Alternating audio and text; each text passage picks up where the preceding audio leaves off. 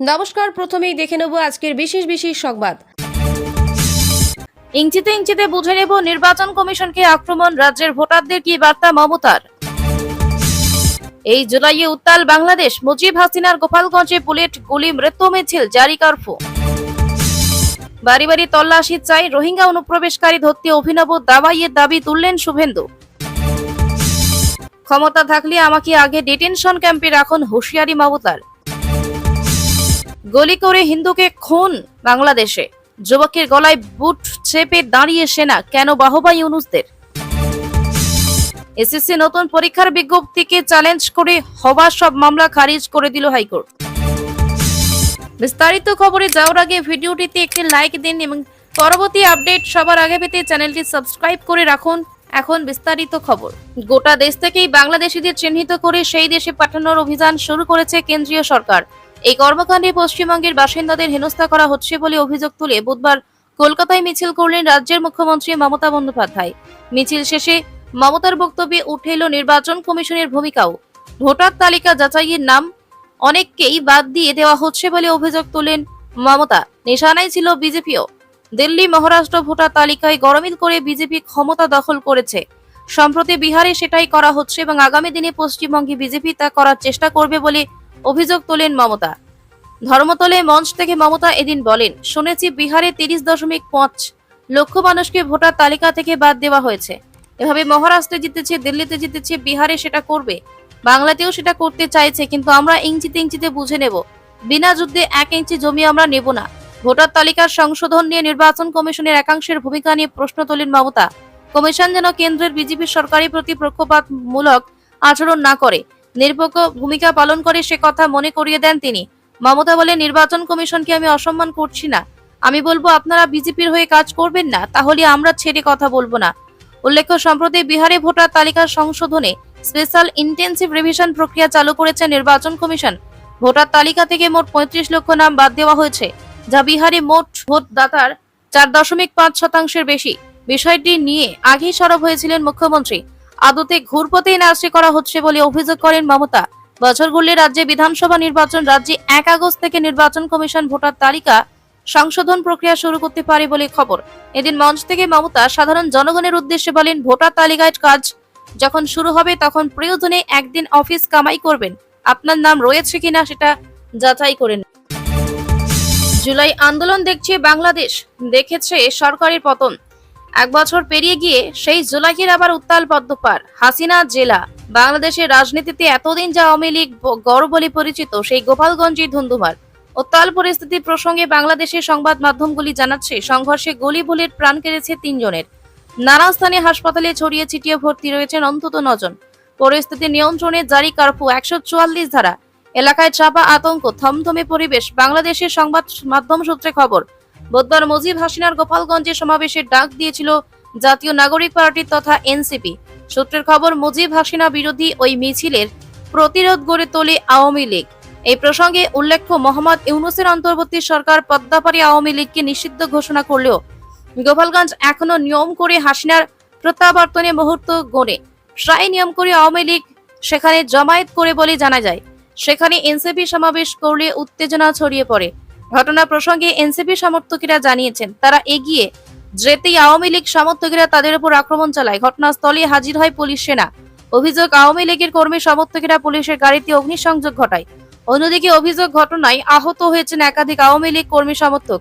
গোপালগঞ্জে অশান্তির পর জারি 144 ধারা কারফিউ। বাংলাদেশের সংবাদ মাধ্যম সূত্রে খবর, বুধবারে হিংসা অশান্তির ঘটনায় প্রাণ গিয়েছে দীপ্ত সাহা, রমজান কাজী, সোহেল রানা মোল্লার।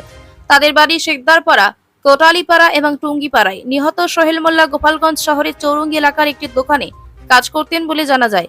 বেশ কয়েকজন আহতদের একাধিক হাসপাতালে ভর্তি করা হয়েছে। জানা গিয়েছে, গুলিবিদ্ধ হয়ে ঢাকা মেডিকেল কলেজে ভর্তি হয়েছে সুমন নামের বছর 20 এক যুবক, পেশায় গাড়ি চালক তিনি। বিহারে বিধানসভা নির্বাচনের আগে ভোটার তালিকার বিশেষ নিবিড় সমীক্ষা, স্পেশাল ইন্টেন্সিভ রিভিশন বা এসআইআর করতে গিয়ে লক্ষ লক্ষ রোহিঙ্গা অনুপ্রবেশকারীর নাম মিলেছে বলে অভিযোগ করলেন বিধানসভার বিরোধী দলনেতা শুভেন্দু অধিকারী। তার অভিযোগ, একই কায়দায় নেপাল এবং বাংলাদেশ সীমান্ত পেরিয়ে পশ্চিমবঙ্গে অনুপ্রবেশ করছে মায়ানমারের রোহিঙ্গারা। রোহিঙ্গা অনুপ্রবেশের ফলে উত্তর ও দক্ষিণ 24 পরগনা জেলার জনবিন্যাসের চরিত্র বদলে গিয়েছে বলে অভিযোগ করেন বিরোধী দলনেতা। আর অনুপ্রবেশকারীদের চিহ্নিত করতে তার দাওয়াই অবিলম্বে বাড়ি বাড়ি তল্লাশি চাই, এসআইআর চাই। বুধবার দুপুরে বিধানসভা থেকে বিজেপি বিধায়কদের নিয়ে নির্বাচন কমিশনে যান শুভেন্দু। সেখানে সাক্ষাৎ করেন মুখ্য নির্বাচনী আধিকারিক সিইও মনোজ আগরওয়ালের সঙ্গে। দলের তরফে ছিলেন শিশির বাজোরিয়া। সিইওর সঙ্গে দেখা করে স্মারকলিপি দেন তারা। ঘটনাচক্রে প্রতিবেশী ওড়িশা সহ কয়েকটি রাজ্যে বাংলা ভাষীদের হেনস্থা করা হচ্ছে বলে অভিযোগ তুলে বুধবার পদযাত্রা করেন মমতা বন্দ্যোপাধ্যায়, অভিষেক বন্দ্যোপাধ্যায় সহ তৃণমূলের নেতারা। সেখানে মুখ্যমন্ত্রী মমতা বন্দ্যোপাধ্যায় জানান, সীমান্তে অনুপ্রবেশ ঠেকানোর দায়িত্ব রাজ্যের নয়, কেন্দ্রীয় বাহিনী বিএসএফ এর। এ প্রসঙ্গে কটাক্ষ শুভেন্দুর, রোহিঙ্গাদের যাতে নিরাপত্তা দেওয়া যায় সেই কারণে মিছিল করছেন মুখ্যমন্ত্রী। মমতা তার কৃষ্ণনগরের সংসদকে পাঠিয়েছিলেন সুপ্রিম কোর্টে। মুখ্যমন্ত্রী বলছেন, বিএসএফ এর দায়িত্ব, আমি কেন জমি দেননি, আপনি কেন জমি দেননি? সম্প্রতি ভোটার তালিকায় দুর্নীতির অভিযোগে দক্ষিণ 24 পরগনার কাকদ্বীপ মহকুমার এক সরকারি আধিকারিককে নিলম্বিত সাসপেন্ড করেছিল নির্বাচন কমিশন। সেই প্রসঙ্গে উল্লেখ করে বিরোধী দলনেতার মন্তব্য, আমরা প্রত্যেক ইঞ্চিতে ধরব। কোন বিএলও বুথ স্তরের অফিসার যদি তৃণমূলের কথা শুনে এই কাজ করে, তার অবস্থা কাকদ্বীপের বিএলওর মতো হবে। সেই সঙ্গে তার অভিযোগ, পশ্চিমবঙ্গ জুড়ে জাল আধার কার্ড তৈরির চক্র সক্রিয়। রাজ্যের পূর্বতন মুখ্য নির্বাচনী আধিকারিক আরিজ আফতাব পক্ষপাত দুষ্ট আচরণ করতেন বলে বুধবার অভিযোগ করেন শুভেন্দু। বিজেপি শাসিত বাইরের রাজ্যে বাংলা ভাষায় বললেই হেনস্থার শিকার বহু। তার প্রতিবাদে বৃষ্টি মাথায় করে রাস্তায় মমতা বন্দ্যোপাধ্যায়, ছিলেন অভিষেক বন্দ্যোপাধ্যায় সহ আরো অনেকে। মিছিল শেষে ডরিনা ক্রসিং এ মঞ্চ থেকে মমতার হুঁশিয়ারি, আরো বাংলায় কথা বলবো, ক্ষমতা থাকলে আমাকে ডিটেনশন ক্যাম্পে রাখুন। মমতার অভিযোগ, 2025 সালে ফেব্রুয়ারি মাসে একটি বিজ্ঞপ্তি জারি করা হয়েছে। ওই বিজ্ঞপ্তির প্রসঙ্গে তিনি বলেন, যাকেই সন্দেহ হবে জেলে নিয়ে 1 মাস রেখে দিতে পারো। বিনা বিচারে 1 মাস রেখে দেবেন? এটা কি? এটা তো জরুরি অবস্থার থেকেও বেশি। ইন্দিরা গান্ধীকে গালাগাল করে সুপার ইমার্জেন্সি ডে পালন করলেন। তাহলে আপনারা কি করছেন? এ তো জরুরি অবস্থার থেকেও বেশি কিছু। অবৈধভাবে আইন করেছে, যে আইনের মানে বোঝে না। তিনি আরো বলেন, ভারত সরকার লুকিয়ে নোটিফিকেশন দিয়েছে। কেন্দ্রের বিজ্ঞপ্তিকে আমরা চ্যালেঞ্জ করব। মমতার হুঁশিয়ারি, আমি বাংলায় কাজ করি, বাংলার লোকে আমাকে বেছে নিয়েছেন, আমাকে বাংলায় কাজ করতে দিন। বাংলায় আমার সমস্যা করলে আমি গোটা ভারতে ঘুরবো, আমাকে আপনারা আটকে রাখতে পারবেন না। আমি দেখব কতগুলো ডিটেনশন ক্যাম্পে আমাকে নিয়ে যেতে পারে, সেখানে গিয়ে আমি বাংলাতেই কথা বলবো। বাংলার লোকেদের ডিটেনশন ক্যাম্পে রাখলে বাংলার মানুষও বিজেপিকে নির্বাচনের মাধ্যমে রাজনৈতিকভাবে ডিটেনশন ক্যাম্পে রাখবে। বিজেপি জেনে রাখো, খেলা হবে, তৈরি থাকো। তিনি আরো বলেন, আমি বিহারে শুনেছি 30.5 লক্ষ ভোট বাদ দিয়ে দিয়েছে। এসব করে মহারাষ্ট্রে বিজেপি জিতেছে, না হলে জিততে পারতো না। দিল্লিতেও এইসব করেই জিতেছে, বিহারে সেই পরিকল্পনা করছে। তারাও আমাদের ভাই বোন, বাংলাতেও পরিকল্পনা করছে। আমরা ইঞ্চিতে ইঞ্চিতে লড়াই করব, বিনা যুদ্ধে 1 ইঞ্চি জমিও আমরা ছাড়বো না।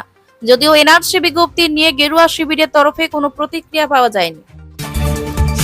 গুলি করে হিন্দু যুবককে মেরে ফেলা হলো বাংলাদেশে। শুধু তাই নয়, আমেরিকায় যেমন জর্জ ফ্লয়েডের গলা চেপে এক পুলিশ অফিসার বসেছিল, সেরকম ভাবেই আজ গোপালগঞ্জে এক যুবকের গলায় বাংলাদেশি সেনাবাহিনী বুট তুলে দেয় বলে অভিযোগ করেছে আওয়ামী লীগ। গোপালগঞ্জের ঘটনায় কমপক্ষে 4 জনের মৃত্যু হয়েছে বলে একাধিক রিপোর্টে জানানো হয়েছে। ছবির সত্যতা যাচাই করা হয়নি। বিভিন্ন রিপোর্ট অনুযায়ী বুধবার গোপালগঞ্জে জাতীয় নাগরিক পার্টির সমাবেশ ছিল। সেই সমাবেশকে ঘিরে রণক্ষেত্র হয়ে ওঠে গোপালগঞ্জ। বাংলাদেশের অন্তর্বর্তীকালীন সরকারি প্রধান উপদেষ্টা মোহাম্মদ ইউনূসের দাবি, আওয়ামী লীগ এবং আওয়ামী লীগের ছাত্র দলের সদস্যরা হামলা চালিয়েছেন, তারা ছাড় পাবেন না, প্রত্যেককে শাস্তি দেওয়া হবে বলে দাবি করেছেন ইউনূসরা। বাংলাদেশের সংবাদ মাধ্যম প্রথম আলোর প্রতিবেদনে হিন্দু যুবক দীপ্ত সাহা এবং রমজান কাজীর মৃত্যুর খবর নিশ্চিত করা হয়েছে। দীপ্তের কাকা জানিয়েছেন, তার ভাইপো মধ্যাহ্নভোজের পরে দোকানে যাচ্ছিলেন, সেই সময় তিনি গুলিবিদ্ধ হন। রমজানের বাবা জানিয়েছেন, তার ছেলে কোনো দোষ করেনি, বিনা দোষে মেরে ফেলা হয়েছে বলে অভিযোগ করেছেন তিনি। আওয়ামী লীগের অভিযোগ, গোপালগঞ্জে সেনাবাহিনীর গুলিতে কমপক্ষে 7 জন সাধারণ মানুষ নিহত, কমপক্ষে 50 জন আহত হয়েছেন গুলিতে। তাদের সকলের অবস্থা আশঙ্কাজনক। এই হঠকারিতার বিরুদ্ধে গোপালগঞ্জের সাধারণ মানুষ রাস্তায় নেমেছেন। এর জবাব জাতীয় ও আন্তর্জাতিকভাবে সেনাবাহিনীতে দিতে হবে। সেই সঙ্গে শেখ হাসিনার দলের অভিযোগ, রাষ্ট্রযন্ত্রের রক্তচক্ষু আজ সরাসরি আওয়ামী লীগের রক্তে হাত রাঙাচ্ছে। অভিযোগ উঠেছে যে গুলি করে সেনা এবং পুলিশ মেরে ফেলেছে সাধারণ মানুষকে। যদিও সেনা ও পুলিশের প্রশংসায় পঞ্চমুখ হয়েছে বাংলাদেশের অন্তর্বর্তীকালীন সরকার। ইউনূসদের দাবি, আওয়ামী লীগের হামলার পরে সেনা এবং পুলিশ যেভাবে সংযম দেখিয়েছে তা প্রশংসনীয়। ইতিমধ্যে আজ রাত 8টা থেকে বৃহস্পতিবার সন্ধ্যা 6টা পর্যন্ত গোপালগঞ্জে কারফিউ জারি করা হয়েছে বলে জানিয়েছে বাংলাদেশের অন্তর্বর্তীকালীন সরকার।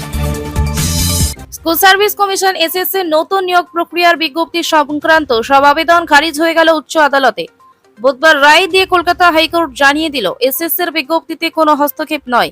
এসএসসি নতুন বিজ্ঞপ্তি নিয়ে হাইকোর্টে মামলা হয়েছিল। বুধবার দুপুর 2টা নাগাদ মামলার রায় ঘোষ শুরু হয় বিচারপতি সৌমেন সেন এবং বিচারপতি স্মিতা দাসের ডিভিশন বেঞ্চে। তাতে এসএসসি বিজ্ঞপ্তি এবং বিধিকে চ্যালেঞ্জ করে যেসব আবেদন ডিভিশন বেঞ্চে করা হয়েছিল তার সবকটি খারিজ হয়ে গিয়েছে। রায় ঘোষণার পর রাজ্যের আইনজীবী কল্যাণ বন্দ্যোপাধ্যায় বলেন, এটা রাজ্যের বড় জয়। রাজ্যের অধিকারকে মান্যতা দিল আদালত। সুপ্রিম কোর্ট কোথাও বলে দেয়নি 2016 সালে নিয়োগ প্রক্রিয়া মেনে নিয়োগ প্রক্রিয়া শুরু করতে হবে।